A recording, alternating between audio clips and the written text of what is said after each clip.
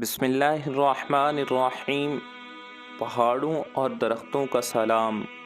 امیر المؤمنین حضرت سیدنا علی المرتضیٰ رضی اللہ تعالیٰ عنہ فرماتے ہیں کہ ایک مرتبہ میں حضور انور صلی اللہ تعالیٰ علیہ وسلم کے ساتھ مکہ مکرمہ میں ایک طرف کو نکلا تو میں نے دیکھا جو درخت اور پہاڑ بھی سامنے آتا ہے اس سے السلام علیکہ یا رسول اللہ صلی اللہ تعالیٰ علیہ وسلم کی آواز آتی ہے، اور میں خود اس آواز کو اپنے کانوں سے سن رہا ہوں۔